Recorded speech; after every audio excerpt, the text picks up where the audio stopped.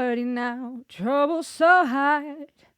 Oh, Lordy now, my trouble so hard. Don't nobody know my troubles but God. Oh, Lordy now, my trouble's so hard. Hey, what's up, people? I know some of y'all have been worried that I've been sleeping on Ren and his latest releases, but fret not. There's no way that I'm going to stop reviewing the artistry and masterpieces that come from our friend Ren. It's perfect for you. She's like singing out of my soul. Sometimes we get lost in our own little world, but it's all so much bigger than we realize. I'm excited to check out what he just released. And don't worry, I know he's been putting out a lot of new work, and I'll be reviewing and analyzing and reacting to more of the things he's been putting out over the last few months. But today I want to focus on Trouble. Trouble is a powerful hymn, a spiritual, that has a cool story. And I want to show you something before we look at what Ren did here and how he made it his own, Trouble So Hard.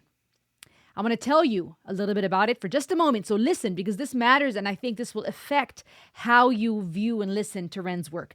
Vera Hall, Trouble So Hard.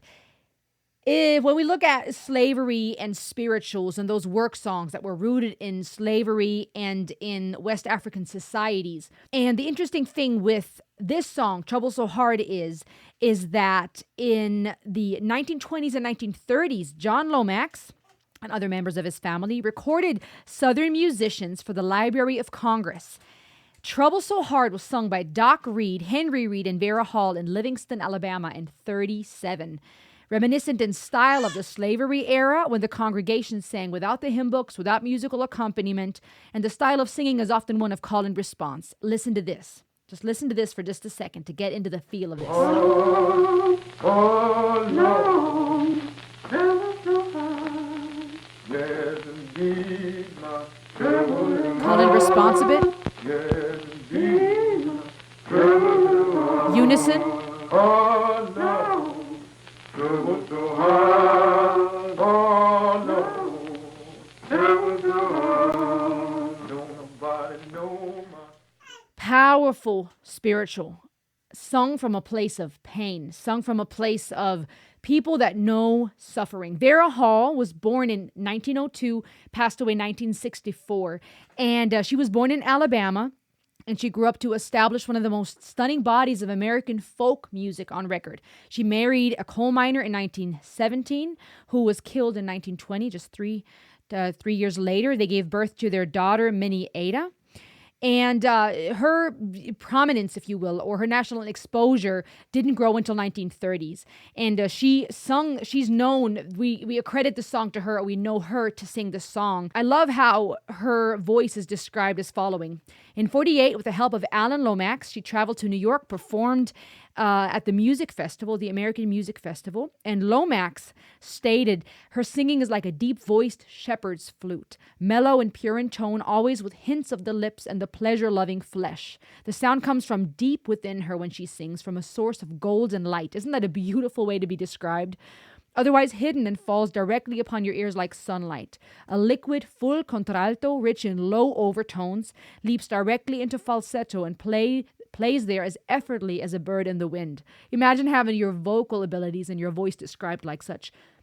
She is very well known. Her voice is unique. She has gone down in history with a very, very powerful legacy when it comes to what she did with music and how she performed it and what she did for folk music.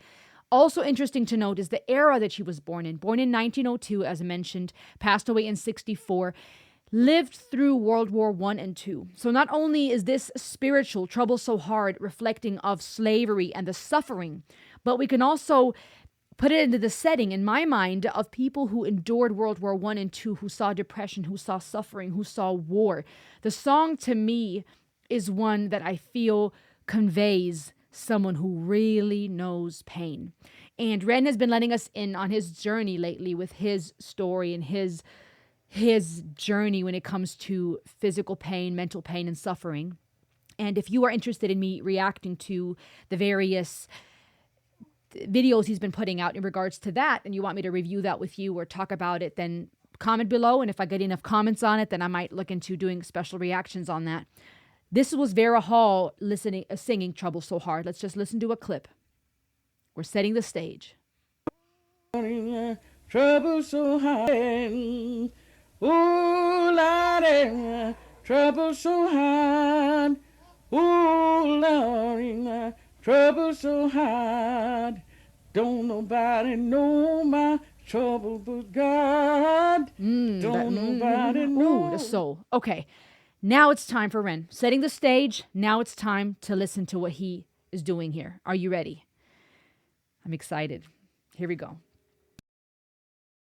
Oh, Lordy, trouble so hard. Oh, Lord, trouble so hard.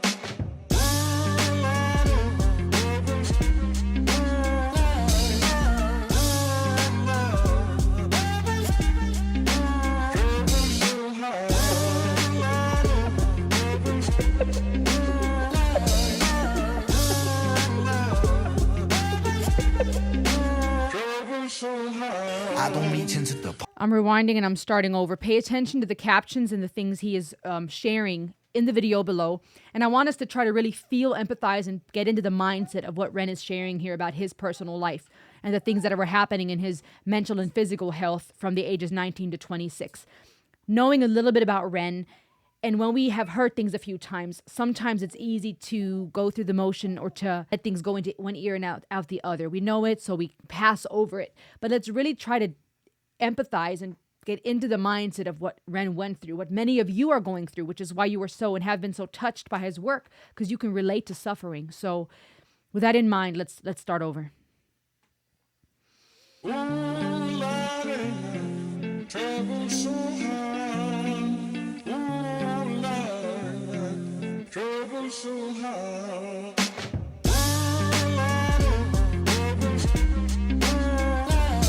That beat.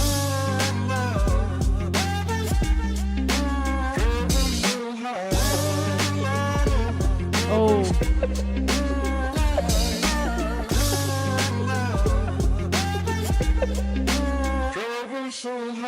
I don't reach into the past very much for these shards of shattered glass and harsh paper cuts. Leave me stop when I reach in, memories are seeped in. Hydrochloric acid, I go to war and get passive and freeze up. Music help the ice to thaw.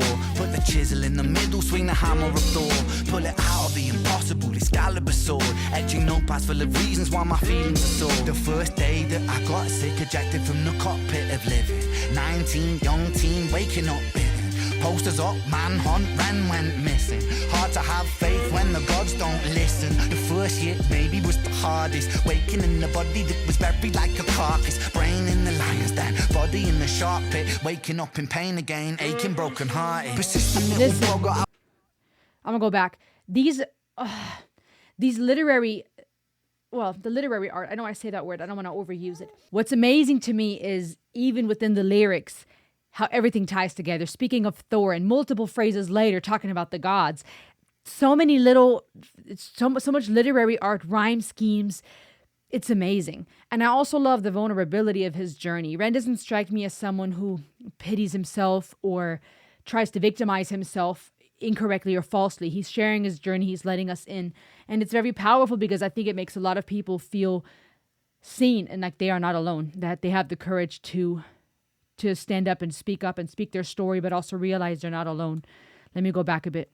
Hard to have faith when the gods don't listen. The first year maybe was the hardest. Waking in the body that was buried like a carcass. Brain in the lion's den, body in the shark pit. Waking up in pain again, aching, broken hearted. Persistent little blogger, I was bouncing from a doctor to a doctor to a doctor, like a table tennis game that has no end. So be the fate of Ren. Every single question answered with a question on the end. The second year I came to terms with giving up my dreams. Mine was severed from the means to help me write these rhyme schemes. Brain was inflamed, the fatigue was crushing. Hard to remain sane with your brain combusting. And the third year was murder, living in a purgatory full of worry. Wouldn't live to be 30. Lifestyle hurt me, always always in my bed tomb. Rearrange the alphabet and all the letters spell doom. Light hurt my eyes, popping pills to survive. When you're 23. Rearranging the alphabet and all the letters spell doom. Oh my goodness. And then speaking of purg as in purgatory, taking us through the journey from what it was like that first day, the diagnoses, the doctors.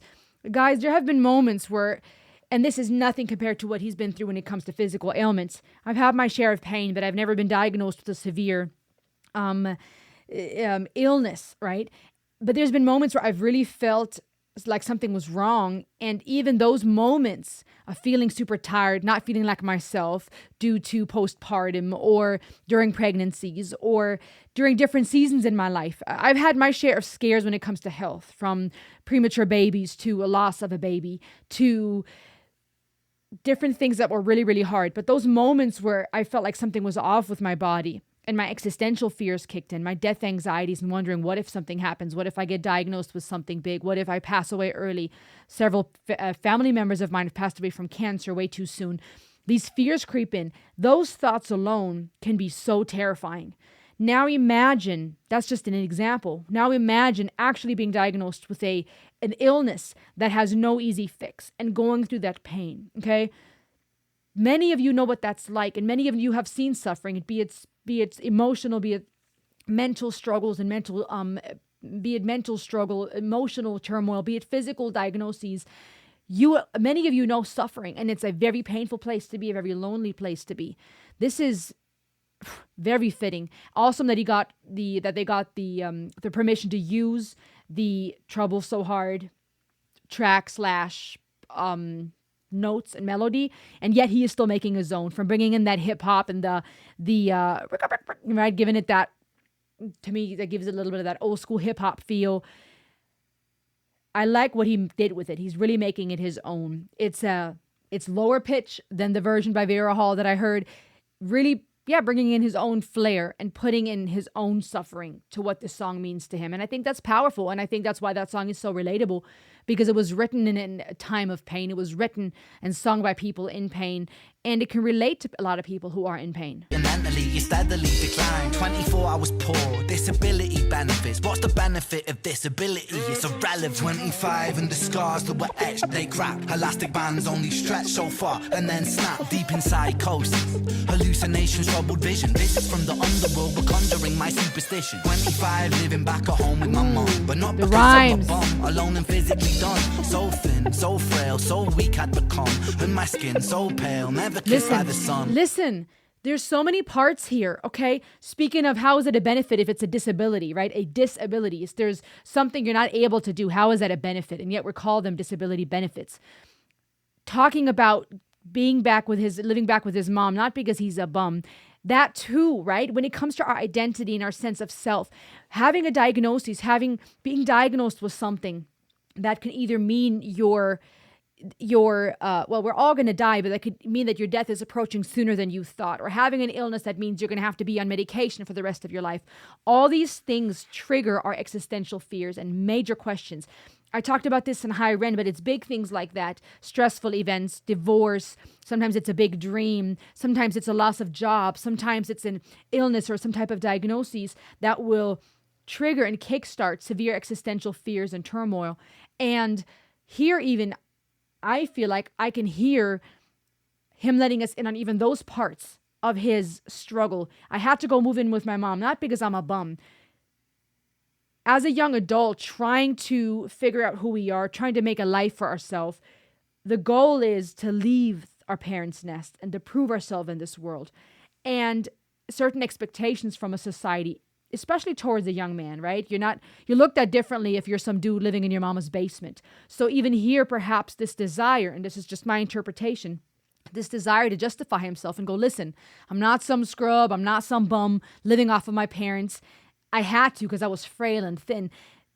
Not that he needs to justify himself, but I wouldn't be surprised if that was part of the crises too. Not only being in physical pain and in mental turmoil, hallucinations, and this purgatory, but even that crisis of self to go, I'm supposed to be out here making a name for myself, making money, being a man, living on my own, and I'm living with my mother.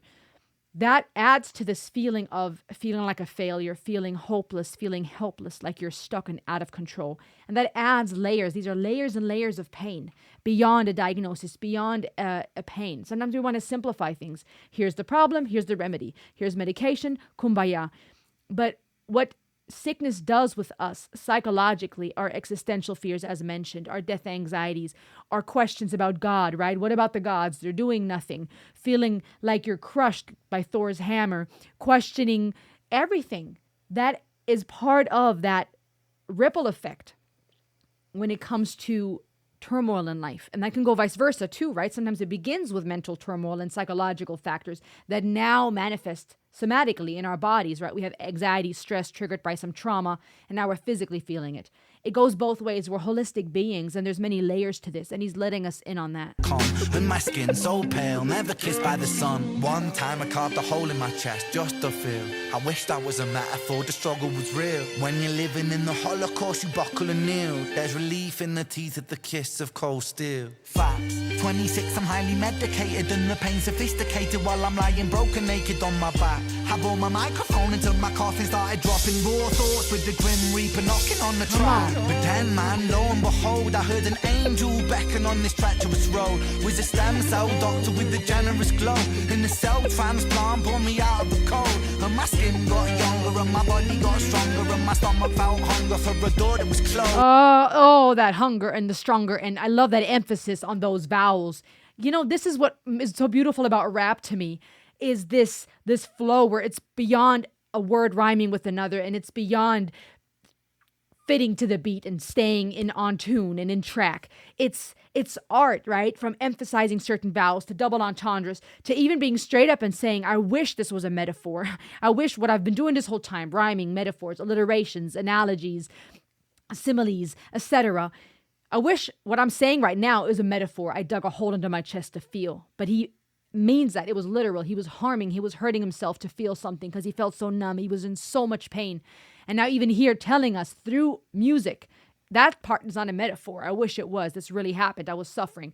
But now there's hope on the horizon. And even how the strings are kicking in and the whole composition is feeling a little lighter, something's kicking in here that feels like maybe there is hope. From purgatory and Thor's hammer and dismay to saying, wait a minute, there was some type of shine from this stem cell transplant doctor. Ooh, I got stronger. Hunger, right? It's just hope. Rap is just cool. Still my soul heard music for the first time. Beauty was a word I'd use for this gift of gold. Oh Lord, I forgive you. Lord, I forgive you. Lord, I forgive you. Make me whole. This music I give you. Pain that I live through. Everything I've been through is yours to hold.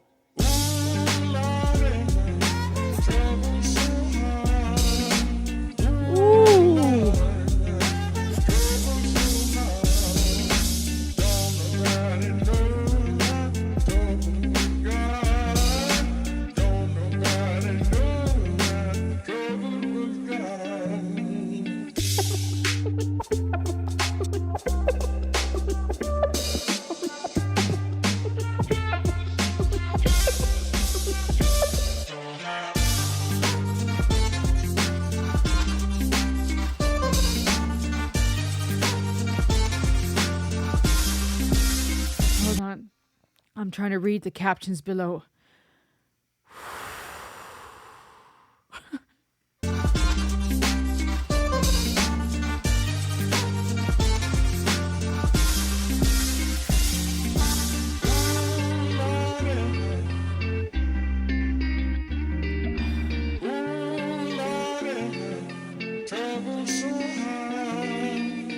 Oh man, brother. I'm so freaking proud of you. Did I hear correctly that in his chorus he's singing trouble with God? The original lyrics say nobody knows my troubles but God. And here, I thought I heard him say troubles with God, which would be interesting because he was singing, Lord, I forgive you. And now this song originally speaks of nobody knows my trouble but God, right? Lord, you know my troubles, nobody but God. This idea of nobody can fully comprehend what I've been through except for the Maker, except for God. Here, I think I heard it sing, the chorus say, with God. The fact that he is saying, Lord, I forgive you is powerful. I feel like it just really showcases something very deep that is not talked about enough. And Rennie himself here even says that these illnesses are not talked about enough, right? Things have gotten better in regards to certain disorders, mental disorders, when it comes to personality disorders and certain physical ailments, where over the years, more awareness has risen. And that's just how things are, right? As we evolve, as medicine evolves, as science changes, we learn. I mean, even just watching Call the Midwife and this show that was set in the 50s and 60s and then early 70s, you can see how even in medicine, there is a shift from stigmas about certain things to realizing certain medications causing horrible side effects and they're taken back off the market. We're learning as we go.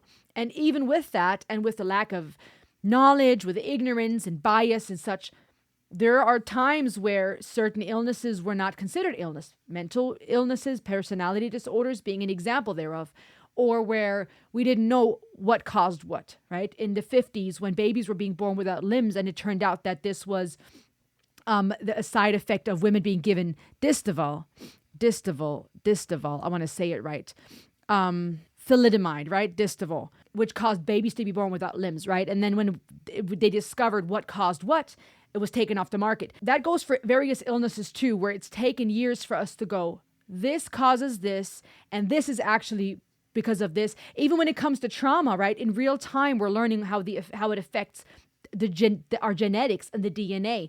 Not that it can rewire the DNA structure, but supposedly trauma can affect how the DNA is interpreted. And we're learning as we go that our body and our spirit and our soul and our mind are all connected, right? That's why anxiety can have somatic, physical effects. That's why what we experience in our body affects our mind and our mental health. And so I love that Ren is shedding light on several of these conditions that are still, where there's still need for destigmatization, for more attention and funding. For example, Lyme disease, ME, fibromyalgia, etc. Illnesses that people are living with, that they're hurting from, that they feel alone in. And I love that he's using his platform and his story to do that, to shed light on it. I also love that he ended with the word hope, and that he is encouraging us, the listener, to realize that he too came close to moments of wanting to give up, but he made it through. There is hope. It's going to get better. Don't give up. When he's saying, Lord, I forgive you, that was powerful to me, because there was a time where I would have heard words like, God, I forgive you, Lord, I forgive you. And I would have been like, what do you mean, right? It's supposed to be the other way around. Especially in certain Christian circles, the theological approach has often been, we need God's forgiveness. And we are begging for God's forgiveness, for people's forgiveness. We're instructed in religious texts that we're forgiven, how we can receive forgiveness by God, or we're instructed in regards to how we're supposed to forgive and love one another.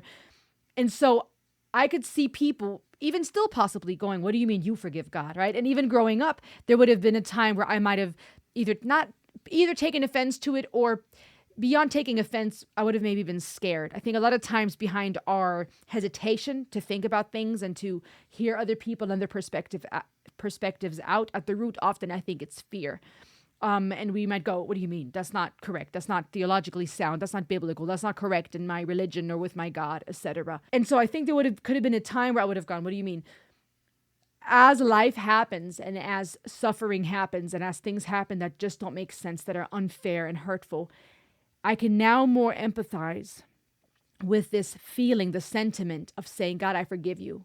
Because no matter how much we try to find answers to life's questions when it comes to religion and faith and politics and all the philosophical questions we have, no matter how hard we try to find the answer, there is no easy answer to anything. And some of it is a matter of faith and trust, and some of it we'll just never know. And then some things we can find scientific answers for until those theories are falsified or proven true for the time being. There's so many questions. And when it comes to why people suffer, why there is good and evil in the world, why some people suffer and some people succeed, why some people seem to be lucky and some not, why does it rain on the wicked and the righteous alike, as even scripture says, as we deal with those questions, there's no easy answer, and it's not fair.